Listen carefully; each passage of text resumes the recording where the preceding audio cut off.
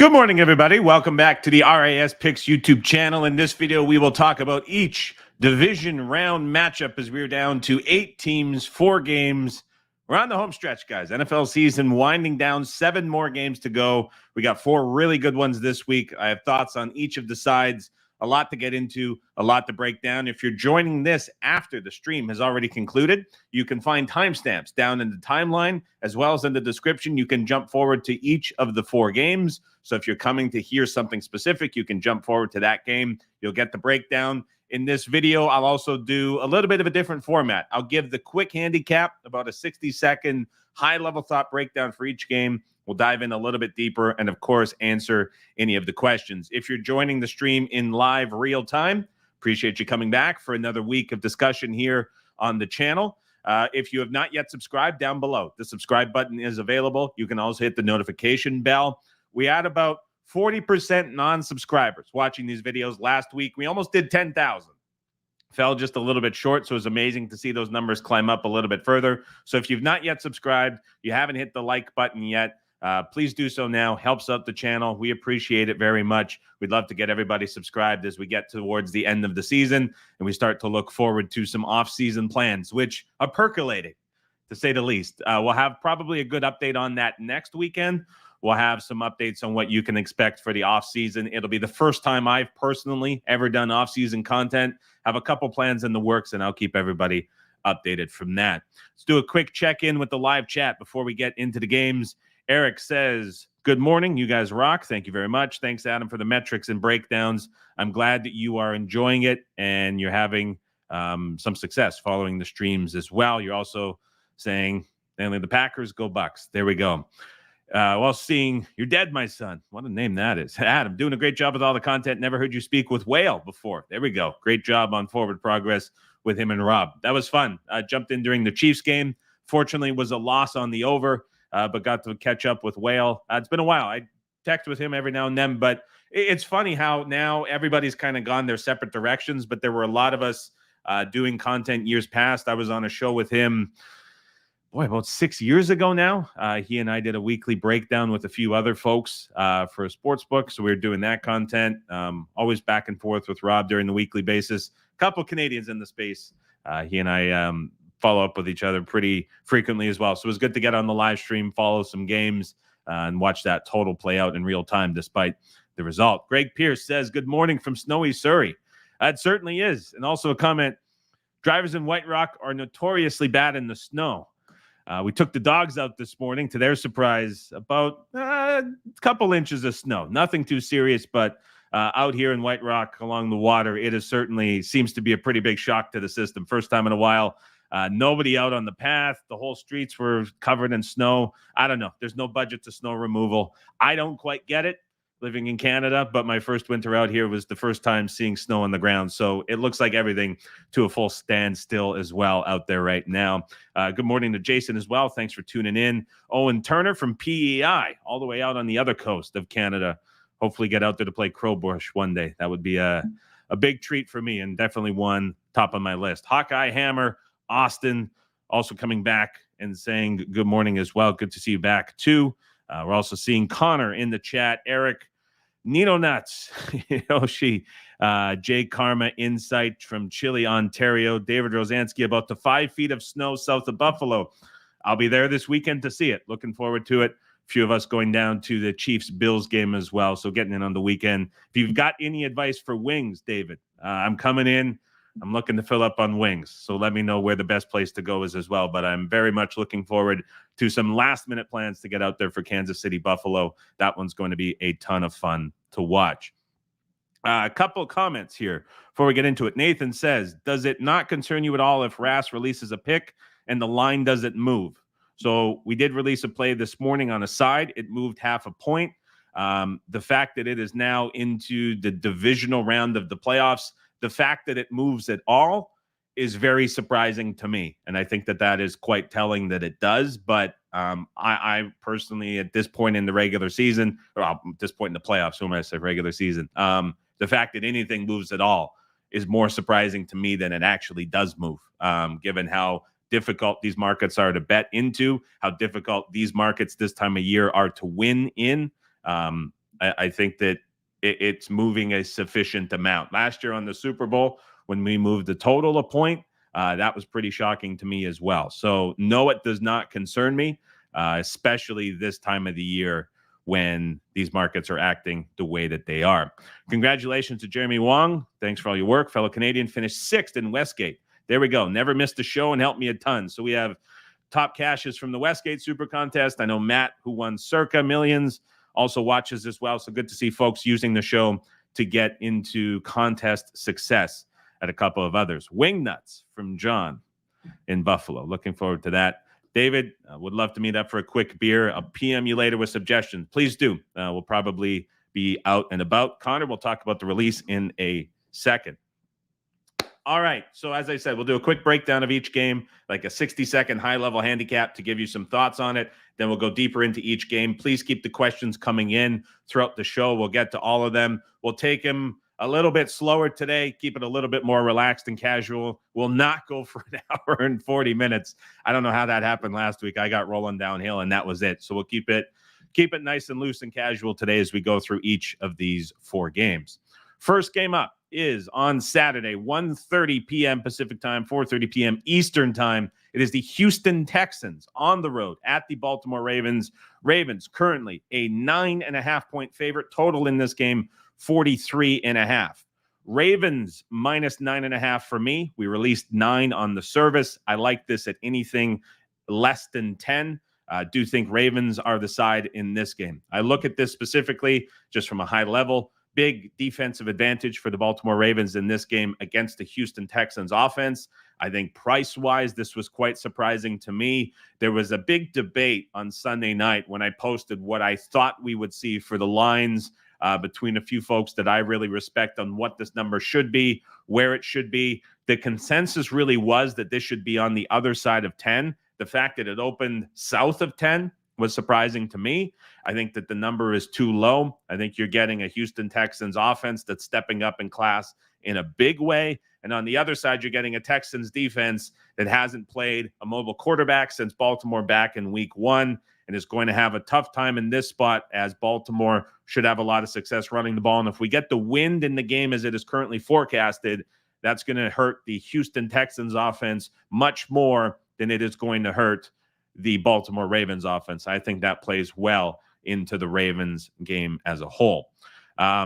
Quickly, also got the crazy ESPN line. There have been some wild lines over in ESPN this week, so good grab there for Ryan Morrow. All right, let's talk about the Ravens defense. I think that that's the big thing that you need to watch in this game. Mike Macdonald, defensive coordinator, will see C.J. Stroud for the 3rd time in the last couple of years. You go back to Michigan, he played him in late November. Although the numbers for Ohio State look pretty gaudy in that game, that was actually the lowest offensive output that C.J. Stroud and the Buckeyes had that year. So that was win number 1 for Mike Macdonald. In the debut back earlier this season, Mike Macdonald shut down C.J. Stroud. And I know that both of these data points you can probably look at in caveat. One was in college, one was week 1 for Stroud making his debut. You maybe have to take the foot off the gas a little bit and say, like, it's not really realistic. But the fact is that Macdonald has seen Stroud twice. This will be time number 3. In the first 2 occurrences, made the offense look a lot worse than the expectations that we have for that offense. Where it gets a little bit more interesting is when you dive into things a little bit further and you think about who the Houston Texans are. They have Bobby Slowick as a play caller. Where does Bobby Slowick come from? Well, he comes from the Kyle Shanahan San Francisco 49ers offensive system. That means you're using multiple fullbacks, tight ends, shuffling things around, good mix of the run and pass, lots of motion, lots of play action. But when you tie it back to that origin of San Francisco, who have the Ravens performed exceptionally well against late from a defensive perspective? They made the 49ers in that offensive system look as bad as we've seen it all season long. They made the Miami Dolphins look, prior to the playoff game in Kansas City, look as bad as the Dolphins have looked all season long. So not only does Mike Macdonald have history against C.J. Stroud specifically, he also has a very strong history against this offensive scheme. And when that scheme now has to travel and go into a game where there's weather and wind that is going to impact the passing game. That just condenses the field, eliminates some of those explosive plays we consistently see from Houston, and gives the advantage pretty squarely to the Baltimore Ravens defense, which I think is going to be the unit that wins the game for Baltimore and gets the cover. And so that is how I kind of take and look at this specifically. On the other side, when I'm looking at the Houston Texans offense still and what it might do, or the Houston Texans defense, pardon me, and what it might be able to do against Baltimore, I think about kind of just, and this is a touchy point because schedules in general are all kind of phony at this time of the year. You can really go back and look at a lot of teams and say they haven't beat anybody or they haven't had this specific matchup because there's such a wide pool to look at. And the way that the league fell, there's a lot of kind of phony schedules that stand out. So I'm not going to say Houston doesn't have that. But when I look at the Texans and who they have played down the stretch, they just haven't been facing any mobile quarterbacks. It hasn't been the case. And when they got Lawrence late in the season, Lawrence was dealing with the injury. And so I think that that's going to be a bit of a shock to the system because Lamar didn't have to run in the first game. That game was over and done with. But it was Minshew who's a statue in the pocket. It was the Titans game where they won 26-3, where Tannehill was coming back off the injury because Levis got hurt. It was Joe Flacco. It was another Titans game where they ended up getting Levis on the other side. It was the Jets who ended up playing in that rain game where they had Zach Wilson in his final game. It was the Broncos with Russell Wilson. This is just a much different caliber of offense, especially so if Mark Andrews is able to get back.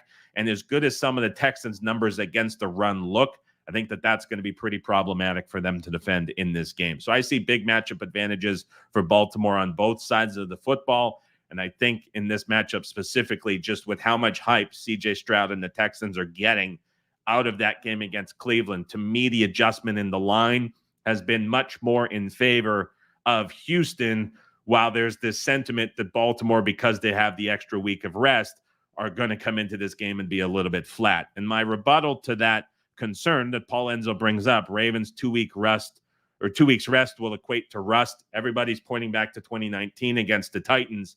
What I'll say about this specifically, the Ravens organization has made an emphasis this year to do things different. And the reason I don't think the 2 week rest and rust applies like it did in 2019 when the same spot occurred is because the London game was a perfect example this year of how the Ravens are treating things differently in terms of their prep and what they're working on managing. The Ravens specifically employed a staff to make sure that they did not go over to London and have another clunker like they did in their first London game. There was this huge emphasis to change things.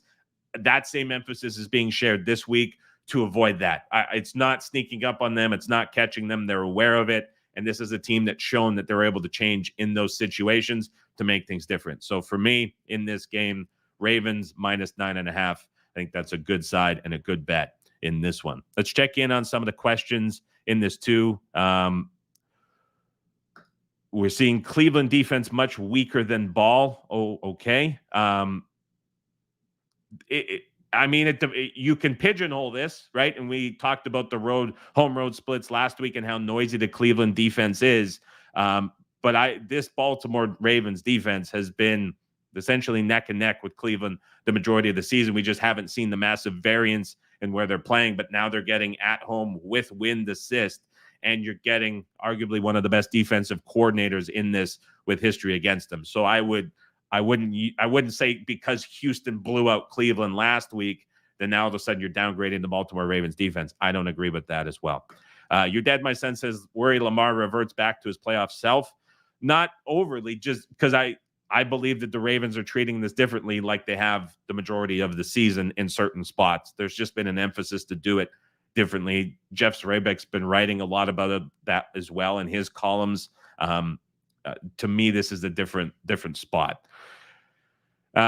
JW says total coming down might affect the point spread. So Kevin Roth went with an orange label for this game this morning. That's what drove the line down. We saw him come out about 45 minutes earlier.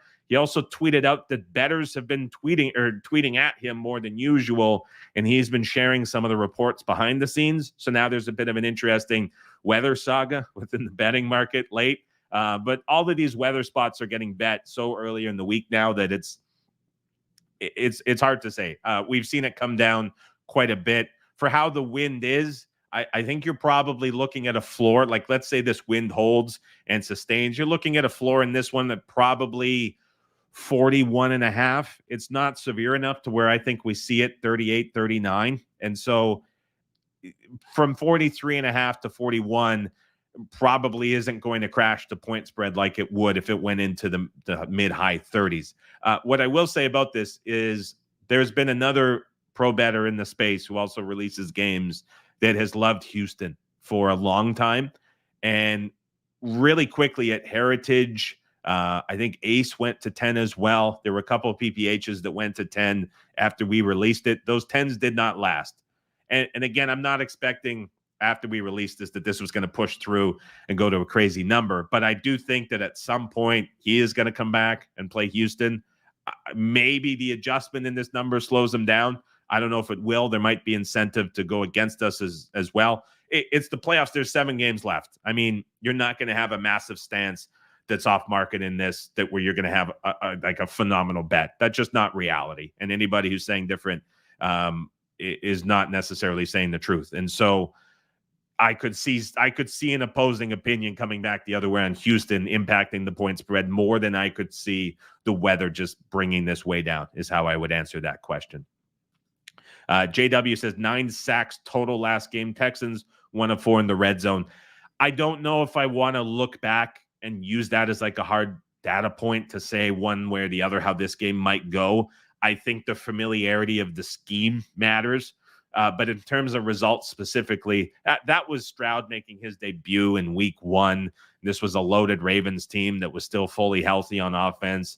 Tough to go that far back and use it, but certainly familiarity of scheme, I think, matters quite a bit.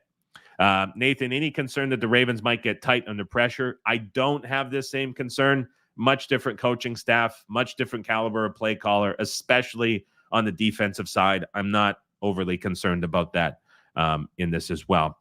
Gerline says Ravens first half -6.5. Don't disagree with that. I like the full game more personally, but I can't disagree with that one as well. Couple more. Ross says, was hoping Rass moved the Lions to 10 and then came back on Houston for more real money. ? Well, it did go to 10. Someone beat you to it. So that was out there. There were definitely 10s that showed on the screen. All right. That is Houston Texans, Baltimore Ravens. Wrapping up, let's get to Saturday night. And this is actually kind of a fun scenario. I've never been on the East Coast for a late football game, so being able to see this at this hour in the playoffs is going to be kind of neat. Over in Buffalo, this is 8:15 p.m. kickoff. Don't know where the Wings are going to end up, but it's going to be fun to be able to watch this game this late. Obviously, on the West Coast, you get these very early, so this is going to be pretty good. So looking forward to this one as well. It's the Green Bay Packers on the road at the San Francisco 49ers. 49ers in this game, a 9.5-point favorite. Total in this game is 50.5. To me, in this game, I like San Francisco -9.5. Very similar situation to Houston, Baltimore. Anything less than 10. I would look at the home side in this game. I think this is a spot that sets up exceptionally well for Kyle Shanahan and the 49ers offense going against this Joe Barry defense. When I think about where Green Bay and this Barry-led defense struggle the most, it is defending the run. If I think about what is going to alleviate pressure off of a quarterback in a playoff game, it's being able to run the football. And I think Shanahan is going to be able to get any run looks he wants against this defense. I think that's going to take a ton of pressure off of Brock Purdy in the passing game and make things very easy for them. And San Francisco is going to be able to just work behind their offensive line and absolutely run the ball to death against this Packers defense. And I think they're going to have some big plays off of that, especially so if we see Jair Alexander at less than 100% out there. I think there's an outside chance that he misses, more likely to play than not. But the Packers also suffered a big injury at outside linebacker in the Dallas game. And this sets up to where I think the Packers defense is really going to struggle. And the 49ers, now that there's no rain forecasted, no wind forecasted, have the potential to hang a pretty big number on the Green Bay Packers. As we dive into this a little bit deeper, I think that the 49ers offensive case against the Packers defense is pretty straightforward and said. I think we can all kind of see how that's going to play out and how big of an advantage they have. To me, on the other side, where it gets interesting is last week against the Dallas Cowboys, what I think is the most interesting story that has come out of that game is how the Packers leaned on multiple tight end sets, and the Cowboys consistently played in dime and dime plus, left a lot of light personnel out there, and that allowed the Packers and Matt LaFleur to absolutely scheme guys wide open all game. And there's a lot of criticism from film guys this week about how Dan Quinn failed to adjust, didn't rotate personnel in. We now find out that Stephon Gilmore is going in for surgery for the shoulder. He was at less than 100%. It's just like the wave of reasons why the Cowboys quit and no-showed, and this Packers offense was able to have so much success. It just kind of came through in a big way. When I think about what worked for San Francisco in that matchup from those multiple tight end sets, if they're trying to do that same thing again this week against the 49ers, it's not going to work. San Francisco top 5 at defending multiple tight end sets, both against the pass and against the run. The linebacker group for San Francisco, best in the league in coverage. You're not getting those same looks that they had a week ago against this 49ers defense. And so the fact that I see, based on market ratings, based on aggregate ratings, this number currently sitting lower than what the expectation was for these teams tells me that there's definitely a bump for the Green Bay Packers off of that win against Dallas that's negating how big of an advantage this bye for San Francisco can be. And I just don't agree with that. There's the talking point that Jordan Love is perhaps the best quarterback in this game. I think that that's a tough case to make, but it's one that you're going to hear a lot about, that I think is driving a lot of interest in the Packers. But to me, it's just a completely different scenario that's going to make it very tough for the Packers to look nearly as good as they did a week ago. Now, Aaron Jones came back 4 weeks ago, has looked dominant in his return, and there's certainly an opportunity for him to have a big game on the ground running the football. The one weakness that you can see statistically for the San Francisco 49ers is their run defense. They're around 24th in run EPA allowed per play. But where I start to kind of back that out and put some caveats on it is teams ran the football the least against the 49ers of any team in the NFL. So no team faced fewer rush attempts against than San Francisco. You ask yourself, why is that the case? What's going on? What's driving that? Why don't teams run against the weakness of San Francisco? The problem is that teams fall behind against San Francisco so often that they're forced into passing. And when you're forced into passing against this pass rush for San Francisco and the secondary, as well as how greatly they defend the middle of the field, it's a problematic spot. Play action, the efficiency of that lessens. You're throwing into tighter window. It becomes a really difficult game to navigate. The Green Bay Packers have scored the first touchdown the last 8 games that they have played. There's been an emphasis from LaFleur to get the ball, to score early so they can manage the game and dictate that. LaFleur with Rodgers has always been this great scripted opening drive coach. He's put this emphasis on getting the lead.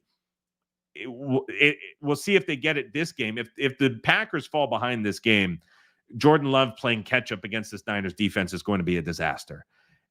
If the Packers were able to get the lead and run with Aaron Jones and control the game a little bit, especially early, it's going to make it a lot more competitive, bring the spread into play a lot more. That's absolutely vital for Green Bay. They have to find a way to get the early stop, to get the early score. But to me, this is a game where I think San Francisco comes out early, gets that stop, gets the early score, takes control of the game. And I would not want to be holding a Packers ticket with Love forced to play catch up against this 49ers defense playing from behind. So to me, this is San Francisco as the side in this game at -9.5. Let's get into some of the questions for this game. Plan to tease the Saturday favorites. So I don't believe in 2024 now that it's necessarily fair to give out teasers as play from content or service. I think first of all, the vig on them everywhere you look is very high, but they're also a bet that's much more difficult to attain. And so I'm not going to advocate for that. I think it's a lazy thing to do this week and say that, oh, you can just tease both of these games down below 2.5 on a 7-pointer and take it. It's a very difficult bet to find. And even from like a money line parlay perspective, you're getting to where this is like minus 180 at best. I checked Pinnacle this morning. And so I think that that's a tough thing, not only to bet logically wise because of the price, but I think it's an even more difficult thing to give out. And so I'm not going to push any teasers on this Saturday card with both of these favorites. Just if you can find a 7-pointer at minus 130, Brad, sure, that's an option to look at, but it's just not something that I can comfortably give out and say like, hey, everybody go do this at your sports book, because you're not finding a lot of those prices commonly at different sports as well. Josh Fowler says Green Bay is particularly bad versus running backs in the passing game as well. Expecting a big game from CMC receiving out of the backfield. I think it's certainly going to be a staple of what the 49ers want to do. He had that calf strain, but it was managed very well down the stretch. It was a full rest week for the 49ers, who had essentially a little bit of extra time to prepare as that game was out of control early. But they also, in a way, have a jump start on this Packers team from a game planning perspective, because not only are Shanahan and LaFleur extremely familiar in what they do, but this is also a Packers coaching staff and unit that has stayed the same since 2021. So Shanahan knows what he's getting out of the Barry defense. He also, on the other side, with Steve Wilkes, knows what they're getting on the other side. And I don't have the numbers specifically for this, but out of the bye, something I wish I had time to get into, Shanahan has been more present in the defensive meetings. There was a defensive shift for San Francisco. They also brought in Young. To me, the defense has looked and played a lot differently since that bye week specifically. A lot less blitzing, a lot more traditional San Francisco, dropping 7 or 8 into coverage. That, to me, has shown up a lot more, and that against Jordan Love, especially if trailing, to me is problematic. So not only do I think Shanahan has like kind of extra time here with the familiarity to game plan the offense, with his added input into the defense, I think that matters too against this LaFleur-led offense as well. JW asks, Aaron Jones to have some inflated prop numbers off his strong performance last week, and now if they are actually going to play from behind, most likely. I haven't seen prop numbers yet. I know they were up earlier than expected, but I haven't jumped into that yet specifically. But I would imagine that they're probably going to be on the high side for sure. Patrick, we'll get to the KC Buffalo game in a little bit. Connor says, my concern would be Packers might just be a good front running team, and if Purdy has to throw it, around 9 is a big number. Packers are more, I agree that they're a good front running team. I don't know what you mean by the last part. But yes, I agree with the Packers being a front running team for sure. Kyle says DK has minus 140 7-point teasers. Like I wouldn't play a 7-pointer on a set. I wouldn't play a 7-pointer at minus 140. I'm not running to do that, especially including a game that has a total up around 50. So that's not doing it for me.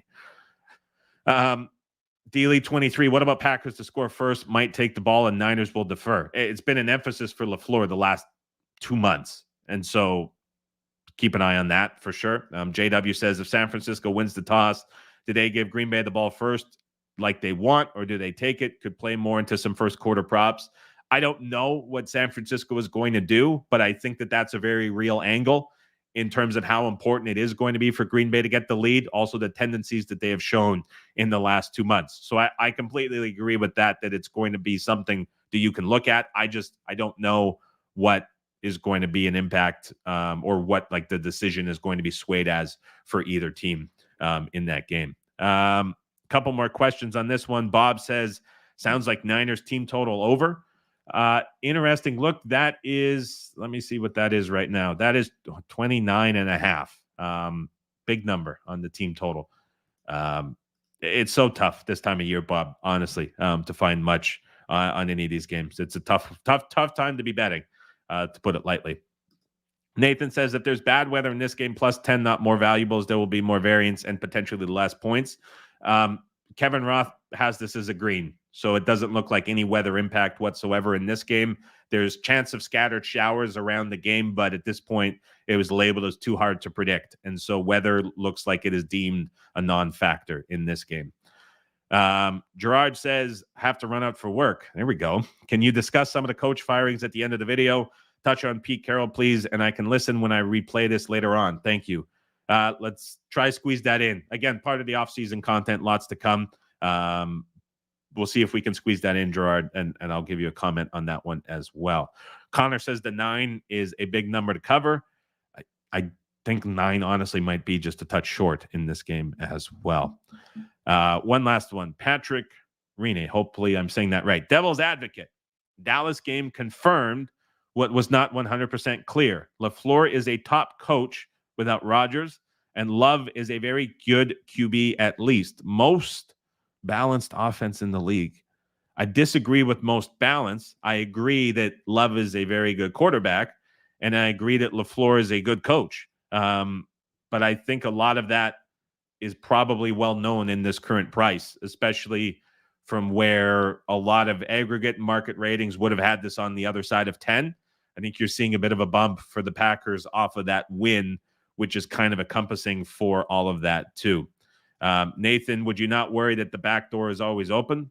Well, the front door is open for the 49ers if they get out in the head. So it goes both ways. I know it's always easy to look at the back end. That comes with laying big numbers. But yeah, as much as I could see the Packers down 17 getting a late score and what it might be, I could also see the Packers or the 49ers getting the stop. So I never know how specifically to answer those. Like, the back door is always open, but the front door is always open for a team to run out and hang a big number too. So I can sense that, Nathan, you like the Green Bay Packers in this one. We're talking about division round games, and so don't let thoughts particularly sway you if you have a strong opinion on a game. Let's get to Sunday. Tampa Bay Buccaneers on the road at the Detroit Lions. This is out to Lions minus 6.5 total in this game, from 49 down to 48.5. This game, I like the Buccaneers plus 6.5 as the underdog on the road going into Detroit.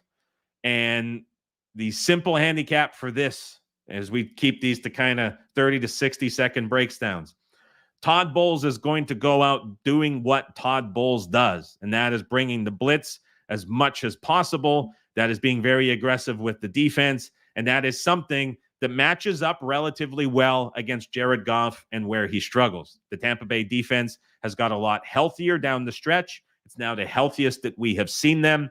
And going up against this Lions team, I think it's going to be tough for Detroit to find consistency on the ground game against this run front for Tampa Bay, which can just be dominant. And so I think it's going to really impact what the Lions want to do offensively. And on the other side, I think it's fair to say that the weakest unit on the field in this game, offense or defense, is going to be the Detroit Lions defense. And to me, laying 6.5 with a defense that is as bad as the Lions defense is a tough number for me to get to. I was expecting this number to be closer to 4.5. Now that it is pushing out to 7, I think that the reaction from the Lions win against the Rams and everything that comes with the Lions being at home, playing in Ford Field, is just being a little bit too overblown. Let's dive into this a little bit more specifically. So I think the Buccaneers' health on defense is a big thing to talk about, because for the better part of all of November and December, they were dealing with multiple injuries. Vita Vea was missing games. They had multiple starters in the secondary that were missing games. They went through turnover at linebacker. It was never right. No one was ever quite healthy. It was never really clean for the Buccaneers defense, which started the year looking as dominant as they typically do against the run. And then it all kind of fell apart because of all these injuries. Now all of those guys are healthy. So you're getting a spot where everyone's back, everyone's healthy. And we saw what they can look like when playing well against an albeit broken Eagles offense. But Todd Bowles blitzes at the 3rd highest rate in the league. The Buccaneers get a ton of pressure. But the Buccaneers can also just have 4 guys up front and still dominate on the run. I mean, Vita Vea was throwing guys around up front on that Eagles offensive line. And the reason I think that matters, despite the Eagles offense being broken, is that's still a really dominant Eagles offensive line. And the Buccaneers took it to them. Lions have a great offensive line, but this is another game where I think the Buccaneers defensive line can really hold up and really slow down the run game, which is the key to this Lions offense. And so I think that that's problematic. Now, Jared Goff, 11th in QBR when blitz drops to 15.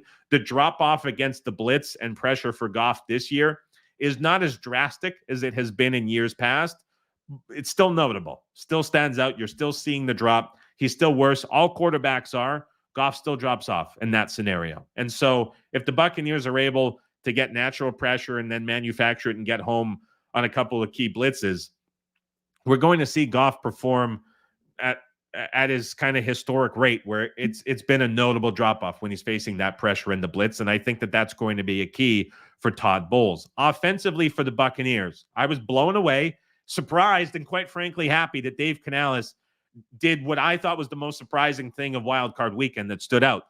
The Buccaneers, during the regular season, led the league run, pass for the sequence and downs. No team did it more. Against the Philadelphia Eagles, Dave Canales said, here's a weakness in the Eagles secondary. We don't want to run on this defensive front. Let's throw it. And they were 14% above pass rate expectation in that game against the Philadelphia Eagles. So I'm not really worried about what Todd Bowles is going to do on the defensive side. It's boom or bust, certainly. But I'm looking at this. I'm like, okay, Buccaneers defense, healthy. Bowles, I get it. I like that. My big worry with the Bucs has always been the offense. But if Dave Canales is going to come out and recognize a weakness and attack it like he did against the Eagles, well, you're going to get the Buccaneers throwing it around a ton in this game too, which quite frankly, if you have a lead, great. If you're trailing, no problems throwing against this Lions secondary. You're going to have success moving it. I think that works out pretty well. What I would also say about the Lions defense, in the last 4 games, and this is a pretty ridiculous stat that's starting to show up. We talked about it a little bit last week. We really saw it come through against the Rams. I think a key thing with handicapping the NFL and following it and trying to find value in games is looking to where you might find what I would refer to as hidden points, and specifically hidden points for a defense. So kind of spots or situations where the defense got lucky or got a break that kept points off of the scoreboard. So when you look at the Lions down the stretch, the last 4 games, they've allowed 24, 20, 20, and 23 points to opponents. You look at those numbers from just a scoreboard perspective and you say, those are pretty good numbers, right? You're keeping teams to 20, 21 points. That's pretty good. However, when you look at these last 4 games, there have been 8 drives against this Lions defense with first downs inside the Lions 20. Those 8 drives have allowed 9 total points combined. The Lions are +7 in turnovers in these last 4 games as well. So think about this. 8 drives in the last 4 games. Inside the Lions 20, first and 10, 9 total points scored on those 8 drives. And it's not isolated to one game where there was a huge amount of them. It's been 2 to 3 drives per game the last 4 weeks that have shown up in this, and the Lions have got a big break to be bailed out to keep more points off the scoreboard.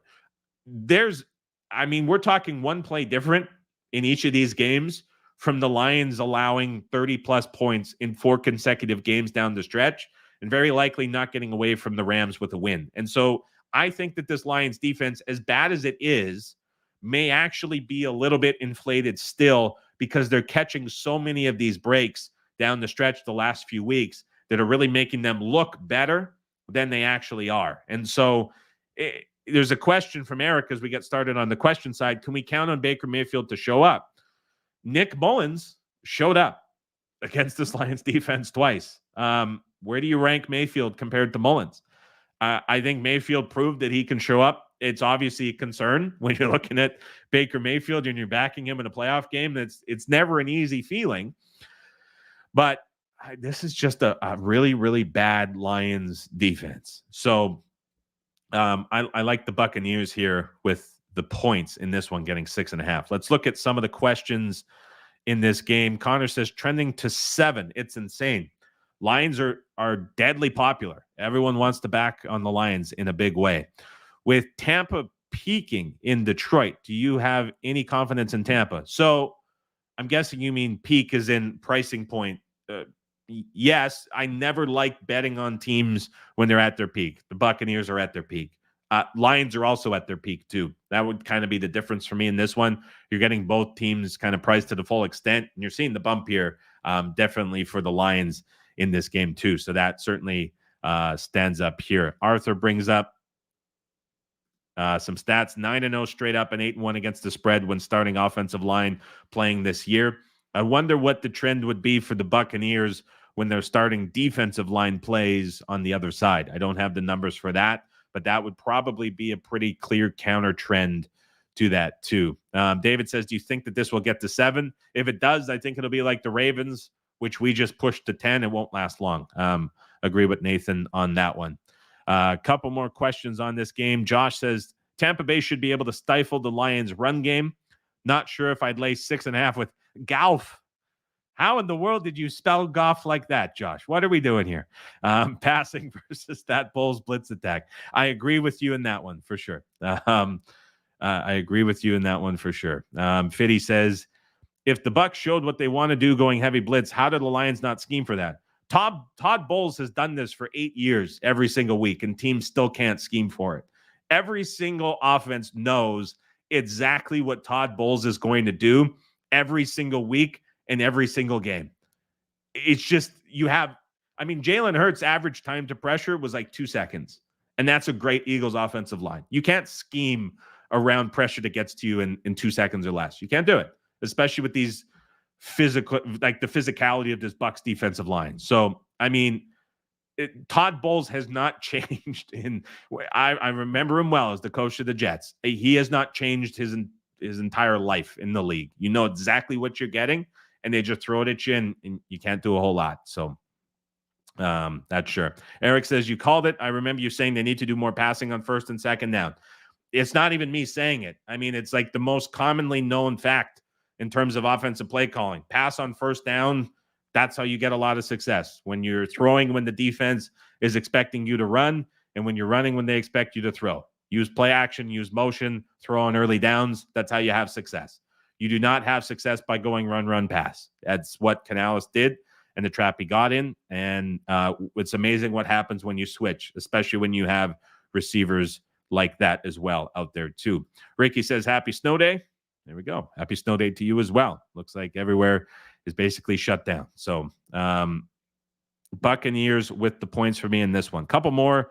Carl says, how about the Bucs team total over 21.5? Directionally, I agree with it. I'm not very good at betting on totals, Carl. So I'm not too sure what to think about that too. Would I buy up to 7? I would not buy up to 7. You're getting everything priced in as well. Watching too much tennis, Coco, golf. There we go. Yes, that's that was a funny one to say. Standing out as well. So Buccaneers plus 6.5. Arthur says Arthur's got all the trends and the stats. He's dialed in with the trend sheet. 1-5 versus playoff teams during the season, win over Green Bay. I think you can probably look at basically every team in the league and find some sort of stat this season about how they have performed against playoff teams, with maybe the one exception being Baltimore. I think the whole specific looking at the schedule and qualifying by teams is really kind of skewed and odd this year because there's been so many teams that have had weird up and downs. And so I get what you're saying from that. But I don't know if I fully get into it. What I will say to wrap this up, I think the really good case that you can make for the Lions at 6.5, if you're going to put out negatives for Tampa Bay to keep it fair, would be that the Buccaneers have played in the NFC South, and the Buccaneers as a team and their rating, which is at a peak, is inflated because they've played so many of their games against teams in the NFC South who, as a division, were just incredibly overrated all year. I think that's a fair argument to make. And you can say that the Lions, perhaps on the other side of that, were playing games in the division where they were perhaps underrated because when they played Chicago, the Bears were trending up. The Packers were the surprise team, and the Vikings in turn as well kind of overperformed relative to expectation with the QB injuries. And so I think that's a fair argument to make. And I can't disagree with that one. The Buccaneers division was awful. Lions much more on the other side. So I think the fair argument to make for Detroit would be that this price could actually be higher just because they're perhaps underrated relative to who they have played. And the Buccaneers, who we know are at a peak for their price, have trended up about a field goal in market ratings the last 7 weeks. You could say that that's sort of inflated because of the weak teams they played in the NFC South that have gone too far. So that to me would be like the fair case that I could say for a Lions side in this game here. Insight brings up a good point. The Lions were outgained by 1.7 yards per play. The number of teams that win games when they're outgained by 1.7 yards per play is very low. Box score perspective, the Lions were beat up badly last week, and the scoreboard just doesn't show that, nor does the reaction. But outside of the first 24 minutes, the Lions played an awful game last week and were very lucky to get away with that win against the Rams. They got a lot of red zone luck, but it was consistently outgained badly in yards per play, yards per pass, yards per rush. The Rams were moving up and down the field, couldn't score in the end zone. The Lions did not make it past the Rams' 35-yard line once, past the 7-minute mark in the second quarter. So, I mean, there was a very clear adjustment from Raheem Morris that completely shut down that Lions offense that really made the Lions quite fortunate to get away with that win in that game too. So that's how I look at that game last week in a big way. But that was very lucky for the Lions to get out with a win in that game for sure. I completely agree with that, Drew. Final game on the card, Kansas City Chiefs on the road at the Buffalo Bills. I'm very excited to be in attendance for this one. This is going to be a fun one to watch. Can't wait for this one as well. We're looking at the Bills, 2.5-point favorites, -120.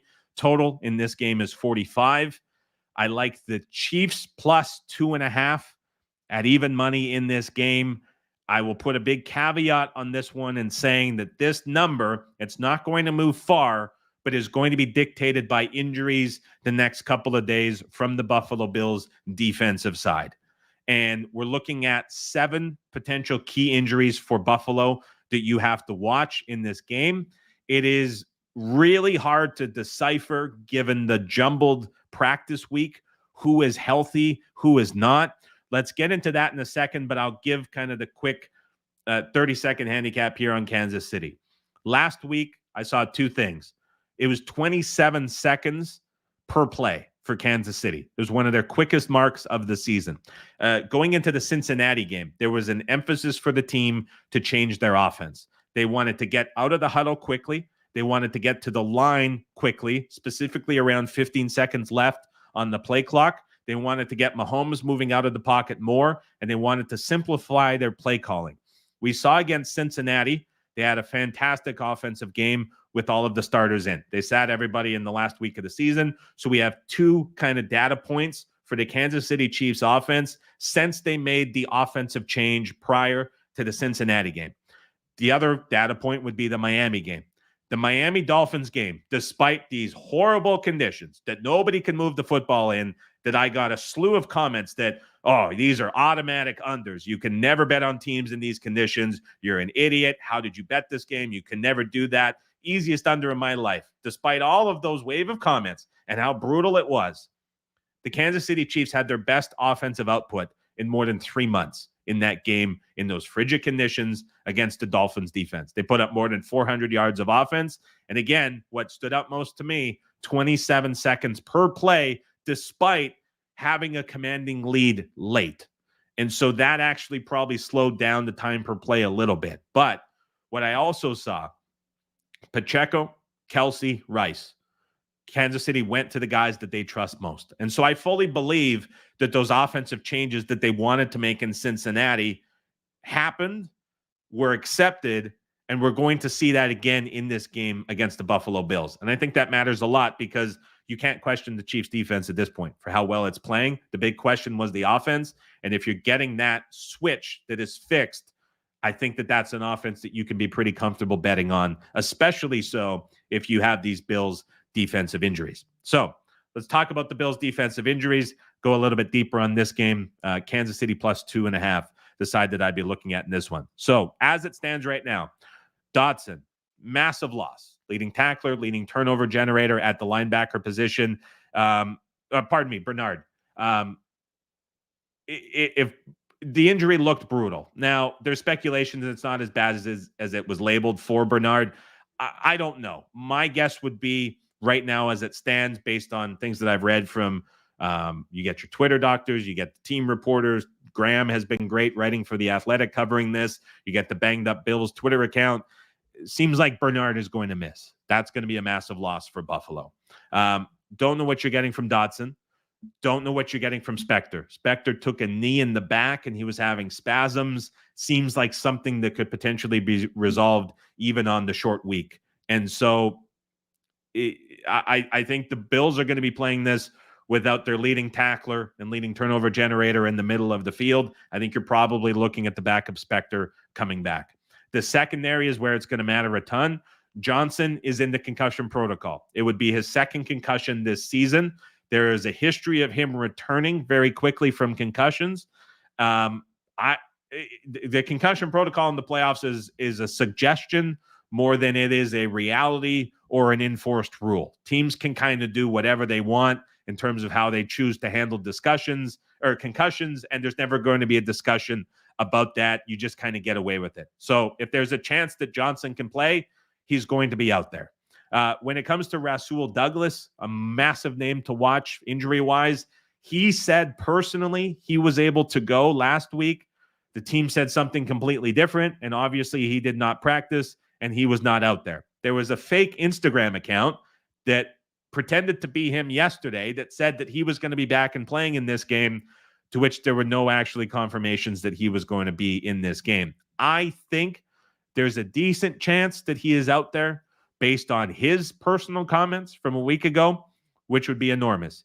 Christian Benford, again, a big question mark. Now, if you're putting me on the spot to look at this, and I'm saying Kansas City plus 2.5 at even money, I would expect you're getting 2 of the 3 linebackers back, and you're getting 2 of the 3 injured cornerbacks back. If I had to pick the 2 that would miss out of that group, it would be Bernard and Johnson. That is how I would look at the injury situation.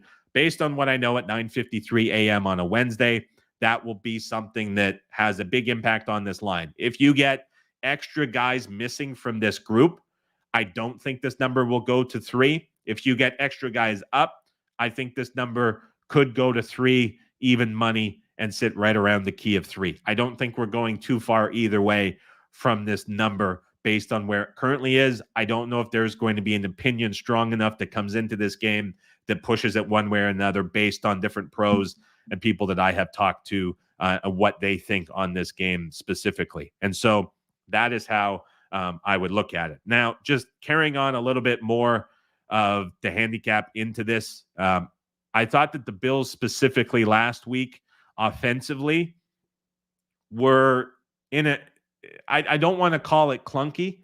I would say that when they went away from the ground game, there were visible concerns and a little bit of drop off in terms of efficiency. They had a phenomenal opening drive. They had a phenomenal drive to go up 14 in the fourth quarter. Everything in between, it was a turnover that led to a big touchdown for Kincaid. It was Josh Allen with that big 52-yard run on a broken 3rd and 7 that was very quickly trending towards another kind of killer punt for the Bills that they would have followed up previously with too. So I watched that, though. I watched every snap of every game last weekend, but as I was watching the Bills game against the Steelers, despite having the Bills in that game on the side, I didn't leave with a ton of confidence for the Bills offense, especially so against this Chiefs defense. There was something that worried me a little bit by how I was seeing it. And when you kind of take a step back in a similar way to the Chiefs, who essentially have your main back, your main tight end, and your main receiver, the Bills are kind of as limited offensively. And I don't want to say limited in terms of bad or a negative, but their entire offense runs through these 3 guys. And if you get any sort of secondary support, it kind of seems like a bonus at this point. And so I don't know. I know the market loves the Bills, but I don't know if I love them as much as the market tends to at this point. Now the price they're laying, especially with the defensive injuries, which if they hold through, will allow this Chiefs offense, I think, to look really good again for the 3rd week. Let's get into some of the questions on this one, too. John brings up a good point. I think it's a fair counterpoint. Is it possible the Chiefs' offensive output is outlier performance due to Miami injuries and inability to tackle in the cold? I think that that's very fair. I think it's also fair to say that the Bengals defense finished 26th or 27th in EPA per play. It's a very bad defense. So this offensive change for Kansas City to more pace, more tempo, playing faster, simplifying the offense the last two games, the starters have plays, has been great. It's also been against two bad defenses. It's also been against the defense that has been injured. However, we might look at the Bills as injured relative to starters to backups as what you were seeing for the Dolphins. It's not that far of a departure. And the Bills the Bills win streak to get them to where they are has been entirely fueled by their defense. Their offense has been lagging behind since the offensive coordinator switch. It's been a drop-off across the board for the offense since Joe Brady took over. The defense is what has got Buffalo to this point. If you start taking all of these guys out, I mean, Mason Rudolph was all of a sudden looking awfully comfortable in the pocket, throwing to Johnson and Pickens downfield, finding Austin as well. If Buffalo's going to have all these injuries, you're kind of looking at a similar game for a third game in a row for this Chiefs offense. Insight says Allen more likely to make a mistake than Mahomes. I'll say this specifically about the red zone. Kansas City went 2 of 6 against Miami in the red zone. Patrick Mahomes was being very careful inside the red zone with some of his decisions. It looked different from the regular season and seasons past, where he tried to make a play every time he was in the red zone. It looked a lot different to me watching it recently. And I wonder if that's a lack of trust perhaps in the skill players, or if it's just Kansas City not wanting to make the mistake because they know their defense is so good on the other side that they don't have to force it. So it'll be interesting to see how Mahomes handles it this week when he's going to be forced, most likely in a very tight and competitive game, to do something in the red zone. Maybe you see more chances taken, and maybe it's Mahomes is the ones that's actually making the mistake as well. Carl says Elam had an INT but was torched by the Steelers receivers. Bet the overs on KC wide receivers if Douglas can't go. The Elam drive, specifically where he got the INT, was getting beat up, but he's been like a scratch starter or a non-start for the majority of the season, has had a super low snap count because of his performance specifically. It hasn't been injury driven like other guys. He's just been a big underperformer this year that hasn't fit into the Bills defensive system. And so when he was forced to go out there, you could see right away Pittsburgh started picking on him. I almost kind of want to blame that interception, not so much on Rudolph, but I felt like the route was too deep in the end zone.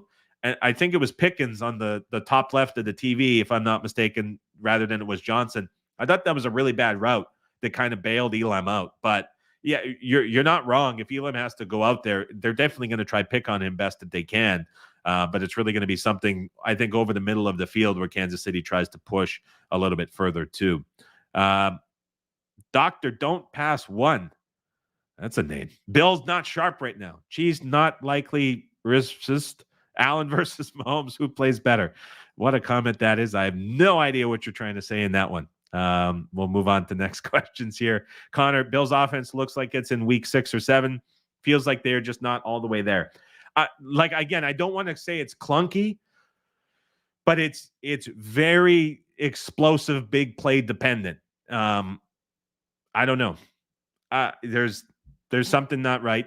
I'm not going to, again, like I'm saying, it's not right. They're in the divisional round and it's a dominant team. So I know it's going to get taken out of context, but I agree with that general sentiment, Connor, for sure. David says, who's the bigger celebrity coming to Buffalo this weekend, Adam or Taylor Swift? That's a pretty obvious answer. And also, no, I am not going to jump through a flaming table. Answering the question for Josh Fowler. I will have some wings. I'll be in the stands with a coat or two and the thermals on under the pants, and we'll be keeping warm watching a great game. And I also hear there's Tim Hortons out there, so I'll get my usual coffee in as well when on the move too, which is fantastic as well. But looking forward to it and looking forward to the wings as well. That's going to be fantastic. Okay, so 4 games wrapped up. Please, one more here, Rob. The short week for the Bills will not help them with concussion protocols. I think the short week stuff is priced in. Like We know it. It's out there. It's not a surprise. In terms of the protocol, Rob, honestly, I think any team can do whatever they want with the concussion protocol. We saw the last 3 weeks of the regular season. It didn't matter. I mean, it completely changed. Guys were like an auto miss for a week early season for the first 3 months. And then it was like, whatever, just go out. It doesn't matter. So if there's a way that Johnson can play, he's going to be out. The Bills will find a way to get him on the field. I don't think that it's a hold off. So not too concerned about that one too. Do I think they keep abusing Pacheco? Yes, I do. Yes, I do. Any more questions before we wrap up? Please drop them in the chat. Hawkeye Hammer, I will not do the pregame shows again this week. I did them last week. I felt that it was too much by the time we got to Monday. The format's not quite right. It's just kind of repeating, or there's not much changes. It's the playoffs. So there's really, I mean, it's so hard during the playoffs to do it well, just because not a lot changes. We kind of know what we're at. I mean, it would make sense to do one for Kansas City, Buffalo, but I don't think we're going much further than a half point either way from where we currently are. And it's going to be entirely dictated by the injuries for the Bills, which by game time are kind of going to be known as well. So won't be doing those specifically. We'll get it right for next year and do some sort of pregame show. But I think for now, for the playoffs, we can leave those be. If you do have questions in the comments down below, you can leave them. I get notified with those and I answer them all week long. So if there's any follow-ups that you want to have for the video, just send them down below. Connor says he actually prefers just the write-ups the day of. So I'll have the write-ups go out on the RAS app. I'll have those go out as I usually do with the final thoughts. I hope that those have been enjoyable to follow all season, Connor and others. I'll do those for sure on Saturday and Sunday. I'll do those next weekend as well on Sunday, and then I'll have something for the Super Bowl next week or next season. Pardon me. I'll have something a little more structured and a little bit different, but I'll have some surveys going out for feedback and thoughts for how you find everything, and we'll get it all right and packaged up. But I just wanted to do some experimentation with some of those game day shows in the wild card round, but thought it was maybe just a little bit much. Brad says, if in theory, if both sides were completely healthy, would you still like the 2.5? I would, but I think you'll see 3, Brad, if all of those guys are in for Buffalo, which I'd still like. But as it stands now, I like KC 2.5 at even money, but I think you would see the 3 as well. Peter Lowe says, do not waste time going to Anchor for wings. Many others like Duff's or Doc Sullivan's. Excellent. Appreciate the wing support in this as well. And a couple more saying Hawkeye Hammer, the write-ups were awesome. Glad to hear. Enjoy Buffalo, Carl's hometown. Appreciate you stopping by the show as always, Carl. Thanks to Tommy. Also seeing other Mark Holmes, the Media LLC. I'm not going to risk butchering the first name, Nino Nuts, as well as a few others, Paul Renzo as well. Thanks everybody for stopping by here on the show. Enjoy divisional round. Enjoy the games this weekend. Again, I'll have the write-ups in the app as well. Next Wednesday, we'll do the conference championship rounds at the same time, 9 a.m. Pacific time on Wednesday. Appreciate everybody for stopping by. Again, if you have not hit the subscribe or the like button, those are down below. Would appreciate it if you do. Have a fantastic Wednesday. Enjoy the rest of the week. We'll chat with each and every one of you back here next Wednesday at 9 a.m. Pacific for the championship round.